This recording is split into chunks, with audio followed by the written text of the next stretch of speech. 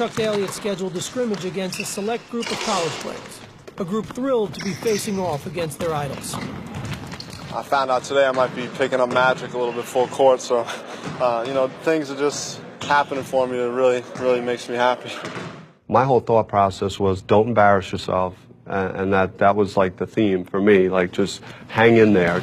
A lot of those people that I've looked up to, Barkley, Malone, a lot of those people talk confidence, and I think it's going to be a good matchup, you know. There's no advantage on either side.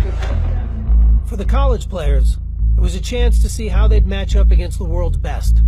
For Coach Daly, it was an opportunity to get his stars to grow into a single unit. I think we're somewhere between the mentality of an all-star game and trying to come together as a team. So we've got to continually work on this. Daly had been hired for his ability to manage personalities and egos. And when the scrimmage began, it became apparent that his players had left one of their biggest weapons, those egos, somewhere else. The non-fan would think, well, they're going to go in there and they're each going to want their own ball, and Jordan's going to be hogging the ball, and you know, Magic's going to be dribbling all over the place. Point of fact, it was the exact opposite. They overpassed. It was like, I don't want to start it off. You know, you do it. And before you realize it, the select team was beating us by 10. We didn't know how to play with each other. We didn't want to step on anybody's toes or hurt any egos. And so these young kids, they were killing us. We were not into it, and we paid for it. Chris Webber was a man. I thought, boy, that's the guys come this league, I could get out of here. Bobby Hurley was dominant. I did have some success penetrating and collapsing the defense, and our energy, our excitement to play, all those things played in our favor. Bobby Hurley didn't play 2 seasons in the NBA. Nevertheless, it did expose the one weakness they could have had, which is defending against quick guards. They were playing great. Then I noticed that Michael Jordan's not playing. I'm saying something. Chuck, then he said, we're all right. Yeah, we're all right. Daly watched as his players failed to make up the deficit. And in their first taste of outside competition, the Dream Team lost.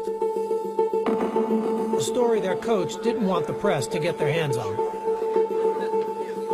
I remember Chuck saying, as soon as the game ended and we were getting ready to let media in, it was erase the scoreboard.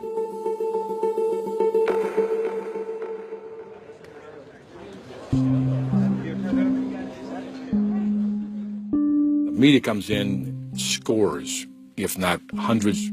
They can sense something. You can feel the tension, or you feel something in the air. Well, some of these college players we've just got through playing against probably should be on this team, but they'll get their chance. The teams posed for a picture together, both not sure what to make of what had just happened. But the man in charge may have had the answer. He threw the game. You know, Chuck threw the game. If you look how much Jordan played and how he subbed guys in, not picking up, not making any adjustments, he knew what he was doing. It was legit. It felt tremendous. You know, what we were doing that day, you know, they couldn't stop it. There are kids who believe in Santa Claus too, and the Easter Bunny, and now that they've grown up, I hate to burst their bubble, but it was a game thrown. Not many people would have done it, and he did it. It was gratifying to Chuck for us to get our butts beat like that, because now we had to listen to him. From then on, he had a way of just saying, you know, you could lose. After fixing his collars and his hair, his speech was, anybody can get beat, so you got to be ready to play. And I think that's the only speech he ever gave us. The message got across. I mean, you know, Chuck couldn't have been happier, I'm sure. It was brilliant on Chuck's part to be able to orchestrate that and play along like he didn't. Why didn't he tell you guys? We probably would have screwed it up.